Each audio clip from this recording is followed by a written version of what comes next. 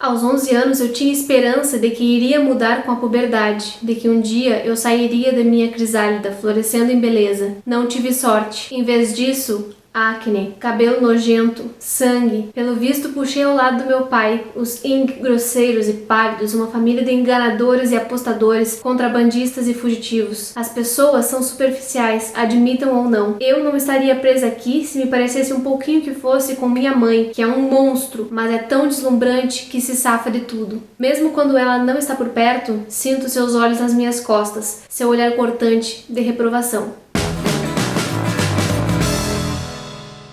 Oi gente, aqui é a Jéssica e hoje a gente vai conversar um pouquinho sobre o livro Ponte, da Charlene Teo, que é uma escritora singapurense. Fiquei sabendo desse livro pela resenha da Duda Menezes do canal Book Addict. Esse livro veio no Clube Intrínsecos no ano passado e logo em seguida foi lançado, então com uma edição comum, que é essa aqui, que aliás eu acho uma edição lindíssima e acho que a Intrínseca tá de parabéns, porque além da capa ser linda, a edição é muito confortável de manusear, a página abre inteira, é papel pólen de melhor qualidade possível, então eu gostei muito dessa edição e como eu comentei com vocês lá no Instagram, eu comprei esse livro por R$ 9,90 numa promoção relâmpago da Amazon, ou seja, melhor custo-benefício impossível. Eu me interessei pela história, consegui comprar ele por um preço super baixo e acabei lendo assim que ele chegou e eu gostei muito dessa experiência de leitura. Mas antes de conversar especificamente sobre a história do livro, eu queria dar uma breve contextualizada sobre o país em que ele se passa, que é a Singapura. E isso faz toda a diferença, pelo menos a meu ver faz diferença, porque não sei vocês, mas eu mesma nunca tinha pesquisado por conta própria sobre a Singapura. Até então nunca tinha me interessado pelo país e se não fosse essa leitura, talvez eu nem me interessasse tão cedo, não procuraria saber mais, não conheceria um pouco da cultura, então foi muito proveitoso por isso. A autora desse livro, então, é singapurense, ela é muito jovem, ela tem 33 anos e mesmo assim já ganhou vários prêmios literários e esse é o seu romance de estreia e acho que ela estreou muito bem. Para que vocês possam saber um pouquinho mais sobre a autora, eu vou deixar aqui embaixo no box da descrição do vídeo alguns links importantes, um link para uma entrevista que ela dá a uma outra pessoa, só que tá em inglês, mas dá para ativar as legendas automáticas. É uma entrevista muito breve, mas dá para ver um pouquinho da intenção da autora ao escrever esse livro, dá para ver as questões que movem ela a escrever, o tipo de tema que ela gosta de abordar. Eu acho bem legal conhecer esse tipo de coisa. E também um link para uma entrevista que ela deu por meio de 10 perguntas, em que dá para conhecer também um pouco do processo de escrita que ela tem. E por fim, um link do site da BBC, em que tem uma matéria explicando do crescimento de Singapura, que era um país pobre logo da sua independência, mas que se desenvolveu muito rapidamente e lá se explica por que esse boom aconteceu. Aliás, já que começamos a falar um pouquinho sobre Singapura, eu sugiro que vocês pausem o vídeo agora e coloquem no Google Singapura imagens e vocês vão ver diversos arranha-céus, uma arquitetura muito moderna, muitas luzes, muitos letreiros em neon, porque o país está muito bem, foi muito bem desenvolvido e é o quarto país mais rico do mundo no que diz respeito ao poder de compra de seus habitantes. Ele vem logo atrás de Catar, Luxemburgo e Macau. Ele é o quarto país nesse sentido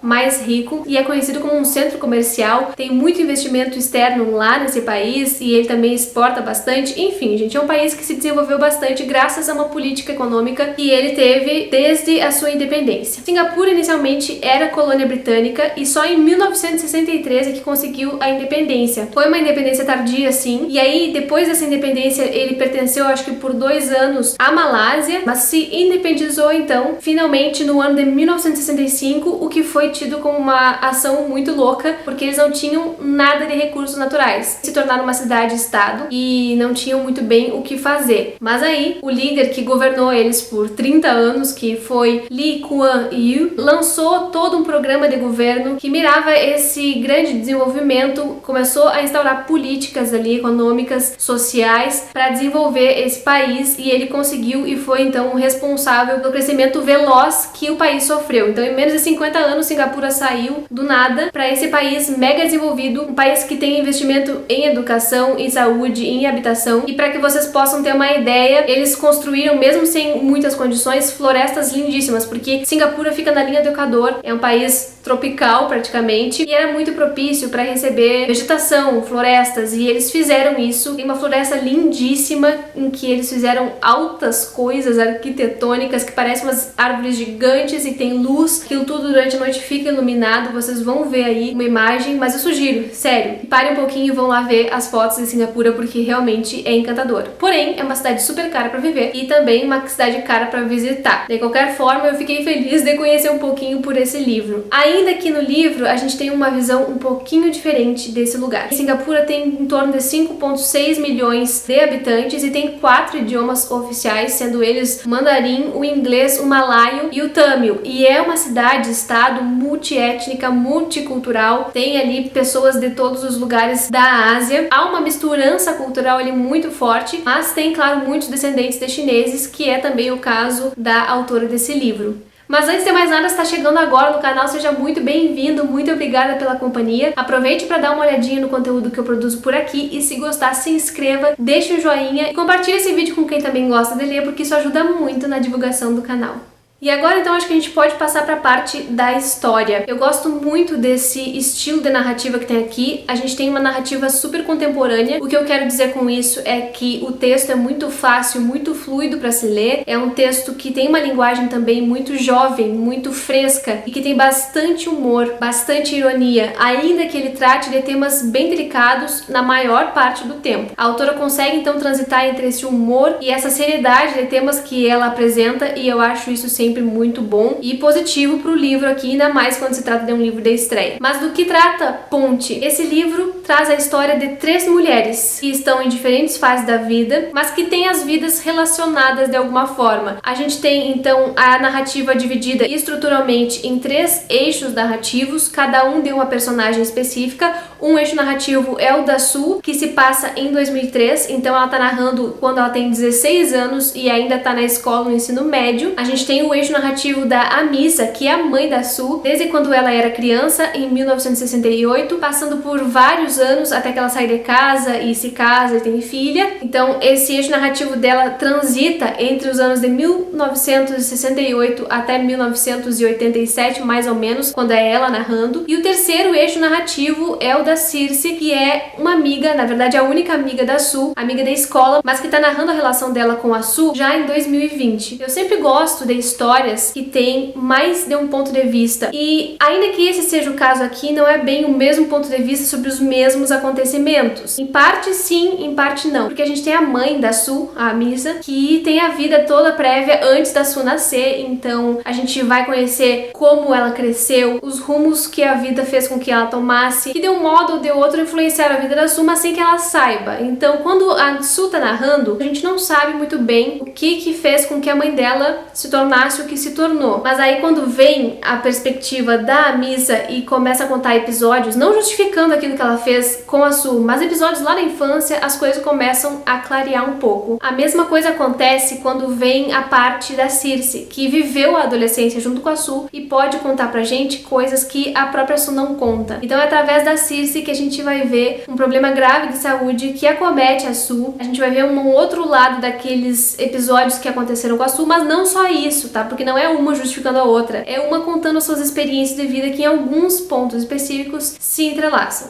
Cada uma dessas 3 personagens vive dramas muito específicos e eu acho que dá pra gente dividir esse livro em pelo menos 2 níveis. Um nível dos dramas pessoais de cada uma dessas personagens e um outro nível do contexto histórico que influencia na vida dessas personagens, mas também não é o principal. O que eu sinto em todas elas é uma espécie de não pertencimento, como se elas todas estivessem em um não lugar no momento em que elas estão narrando isso. No caso da Amisa, cresceu num vilarejo da Malásia muito pequeno, um âmbito quase rural, de situação econômica não muito favorável. Então ela era aquela criança de rua que ficava brincando na rua, enfim, com uma mãe que tinha muitos filhos, uma família muito numerosa, não tinha muito dinheiro, e ela sempre tentou então sair dali, até que ela consegue juntar, sei lá, algum dinheiro trabalhando por um tempo, e com 17 anos sai desse vilarejo então e se muda para Singapura, só com a roupa do corpo praticamente, vai morar num quartinho alugado e vai trabalhar ali como dá numa feira vendendo peixes. Só que à medida que ela vai vivendo nessa cidade grande, que é tão diferente do vilarejo onde ela cresceu, ela vai percebendo que a vida pode ser outra para algumas pessoas. Ela observa as pessoas com mais dinheiro, que têm uma vida mais confortável, e ao mesmo tempo a cidade está se desenvolvendo. Ela começa a observar que prédios são demolidos para que outros surjam. Então ela começa a aspirar alguma coisa melhor para ela, ainda que ela não saiba muito bem o que. A questão maior da Missa é que ela é muito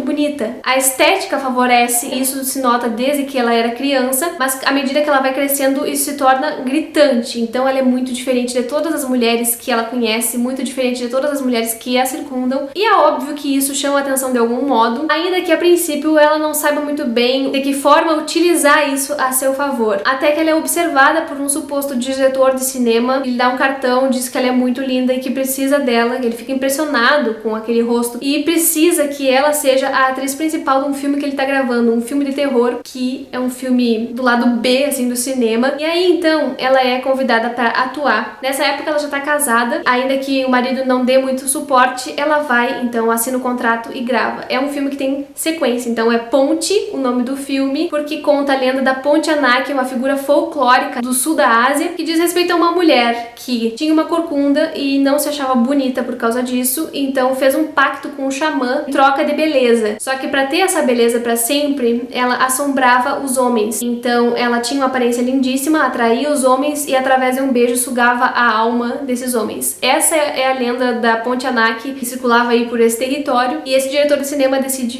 refilmar, né, dar um ar mais contemporâneo para essa lenda. Quando se trata da Su, a gente tem uma adolescente que não se enxerga bem, que não tem uma autoimagem favorável, ela se acha muito feia, ainda mais por ter uma mãe que é considerada por todo mundo muito linda, mesmo com uma idade já avançada, todo mundo que a encontra acha a beleza dela natural e incrível. Então a Su tem a todo momento essa comparação com a mãe e, para piorar as coisas, uma mãe que não queria ser mãe e que não demonstra amor pela sua filha. Isso faz com que ela se sinta rejeitada. Para além disso, a gente tem uma pessoa na adolescência, uma menina com 16 anos na adolescência que não faz amizades facilmente, que não se enturma na escola, e vocês podem imaginar que a vida dela não é muito feliz. Não posso esquecer também de falar que ela não tem mais o pai, porque o pai saiu de casa quando ela tinha uns 8 anos. Não foi uma saída formal, ele simplesmente pega o carro e vai embora e nunca mais aparece. Então ela se sente duplamente rejeitada pela mãe que não lhe dá amor e pelo pai que saiu de casa. A vida dela vai mudar um pouco quando ela conhece a Circe, que é uma colega que chega na escola, não conhece todas as histórias, então não tem tanto preconceito contra ela, e por isso acabam ali começando a conversar e fazendo uma amizade.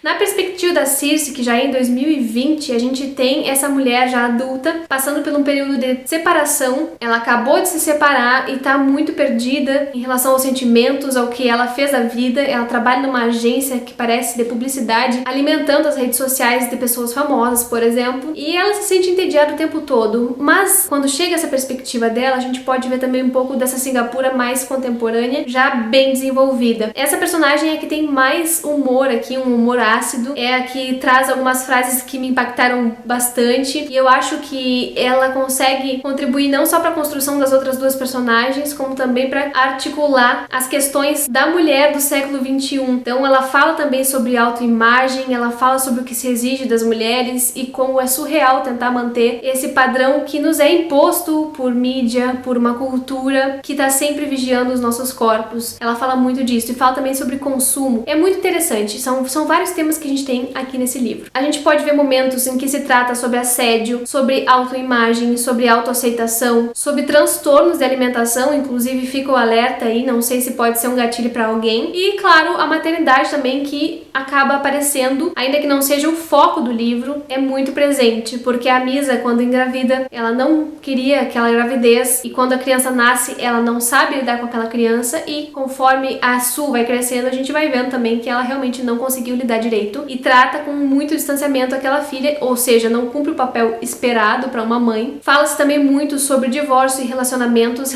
superficiais. Aliás, a superficialidade é um dos temas que é caro para a autora. Ela fala isso na entrevista e depois que eu vi a entrevista isso ficou mais nítido para mim. Realmente ela trata sobre isso, não só da questão das aparências, dessa questão da imagem corporal, mas também das outras aparências, das conveniências às quais a gente é forçado a aderir na vida adulta, enfim. O que eu gosto bastante nesse livro também é a questão da cultura local, das culturas locais. A gente percebe que ela é uma cidade multiétnica mesmo. A personagem vai falando sobre os chineses, os malaios e os indianos que andam por ali, e a gente consegue perceber essas diversas culturas convivendo. Isso é sempre muito interessante. A gente vê também um pouco do interior, vê como esse país é úmido e sente todas as sensações que as personagens sentem. Elas passam muito calor, elas sofrem com a umidade, elas sofrem com a poluição do ar, e isso aparece a todo momento. A autora aborda também alguns outros temas, como a paternidade ausente ou inexistente desses pais que acabam saindo de casa, deixam os filhos sem nenhum vínculo, sem nenhum retorno, sem nenhuma relação, e como isso afeta também essas pessoas. A gente vê outros temas peculiares que eu achei engraçado, mas que na verdade eu gostei bastante, como a mediunidade. A gente tem uma outra personagem que não é narradora, mas que participa de praticamente tudo, que é uma irmã da Misa, que é médium. A gente sabe que no tempo presente da Sue, em 2003, elas atendem pessoas em casa. A casa em que ela vive também é um elemento muito importante do livro. É uma casa que era espetacular quando eles compraram. O pai da Sue ganhou na loteria e comprou essa casa com o intuito de mostrar, né, essa transformação econômica, mas à medida que ele sai de casa e que elas vivem em uma situação menos favorecida economicamente, aquela casa vai se degradando, assim como a Misa vai se degradando na vida. E a casa é cercada por plantas e cercada por mosquitos e insetos de todo tipo. E elas vivem numa rua também que já não é mais glamurosa. Enfim, a ambientação eu acho um dos pontos altos desse livro. E é nessa casa que elas recebem, então fazem os atendimentos espirituais. E é engraçado como ela encara isso, porque ao mesmo tempo ela acha que a mãe e a tia enganam as pessoas e que as pessoas desejam ser enganadas, mas em alguns momentos ela demonstra certo respeito por isso, por esse trabalho, até parece acreditar um pouco no que elas fazem e no que elas ajudam as pessoas. E agora eu gostaria de ler alguns trechinhos pra vocês, porque por mais que eu fale aqui de como é estruturado, acho que nada supera uma leitura de alguma parte do livro que eu acho importante. Então eu vou ler na página 82 uma fala da Circe, que mesmo naquela época de adolescente percebia o tratamento distanciado que a mãe, a Misa, dava a Sue. Ela tá falando sobre o quanto a Misa era cruel, dizendo que o modo como ela olhava para a própria filha era muito pior. Ela olhava do cabelo bagunçado até os pés de Sue e rangia os dentes, como quem diz: por que ela? Por que eu? Por que tudo isso? A Misa era assim quase toda vez que eu a via. Eu desfrutava do prazer secreto do Schadenfreude ao ver uma mãe ser tão descaradamente cruel com a própria filha. Sue mantinha a cabeça baixa, curvava os ombros até ficar quase da minha altura e nunca desafiava a hostilidade da mãe. Até eu sabia que as coisas não eram tão simples e que não haveria um desfecho empoderador a partir daqueles insultos diários. A Misa abalava Sue mais do que qualquer uma das garotas malvadas da escola.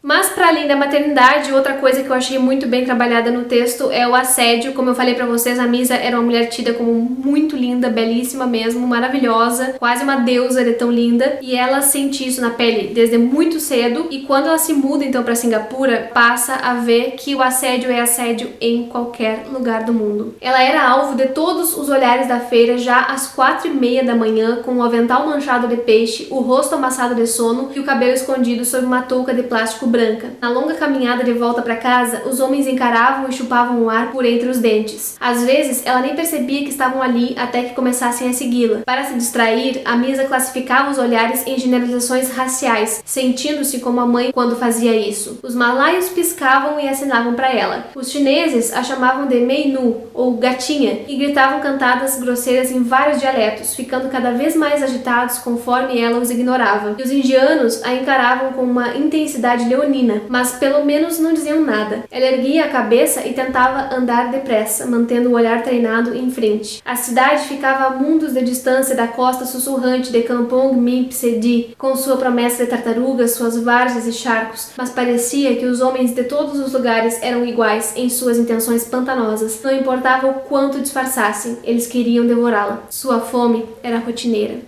Um pouquinho desse ambiente opressivo a gente pode perceber em algumas passagens específicas. Por exemplo, na parte da Sue, em 2003, o ar está muito poluído e a todo momento ela fala sobre isso. O ar tem gosto e cheiro de ranço. Não é como no filme Hyde, com aquele ar suíço puro e da altitude. Isso é fumaça de segunda mão, uma bagunça que não foi limpa e flutuou até nós. Sem falar na sensação de calor, que é o tempo todo, já no começo do livro. Tem uma parte que ela descreve uma tarde na escola como era insuportável. Singapura fica apenas 1 grau ao norte do Equador e parece o alvo para o qual o sol está mirando com a intenção de matar o planeta. À tarde, esse prédio esquenta como um fogareiro de cobre. A sala fica tão abafada que todas as 33 alunas suam metade de seu peso corporal. Uma forma de sofrimento que as garotas mais comprometidas com seus transtornos alimentares consideram benéfica e embelezadora.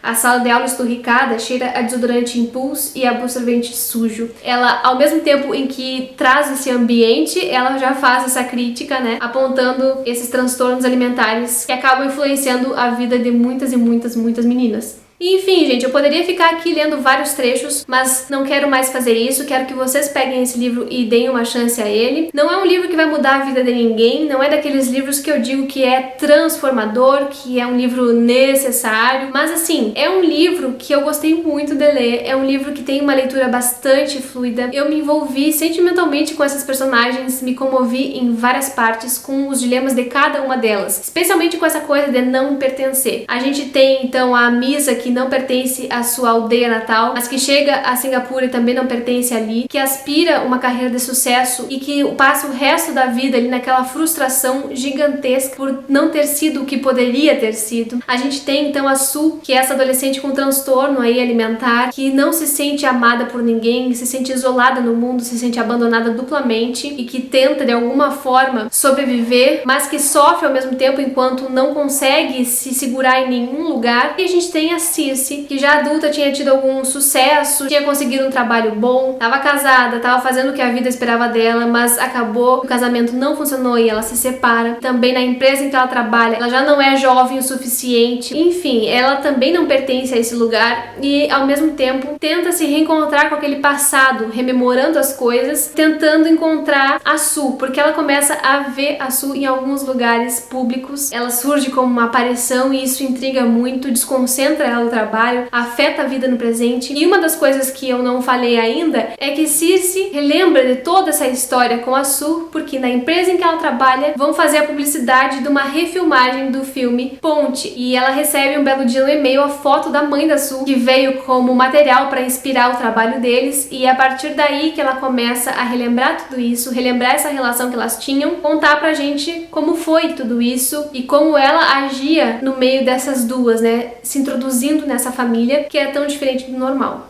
Gostei demais dessa experiência de leitura, de passar um pouco por Singapura, conhecer um país que eu não tinha ideia de como era, ainda que por meio da literatura. Acho que isso é um dos maiores presentes que tem, viajar sem sair do lugar. Eu acho que é um livro que vale a pena dar uma chance, ele traz um outro mundo pra gente. São histórias delicadas de vida, histórias que me comoveram em certo ponto e que me fizeram uma companhia agradável. Então eu recomendo essa leitura, espero que vocês também possam passear pelo sul da Ásia e conhecer um pouquinho de Singapura. Por hoje é só, eu espero que vocês tenham gostado desse vídeo. Comentem aqui embaixo se vocês já leram algum livro da Ásia. Recomendem alguns outros livros asiáticos, vocês sabem que eu quero ler mais esse continente em 2020. Comentem também se por acaso já leram Ponte. Eu resolvi fazer essa resenha porque eu joguei no YouTube e achei poucas resenhas ali. Então, mais uma para engrossar o caldo aqui, para fomentar a leitura desse livro que acho que merece a nossa atenção. É uma autora estreante e eu quero mesmo que ela produza cada vez mais coisas para que a gente tenha uma diversidade nesse olhar aí para esse lado do planeta. Muito obrigada pela companhia até o final do vídeo e a gente se vê no próximo.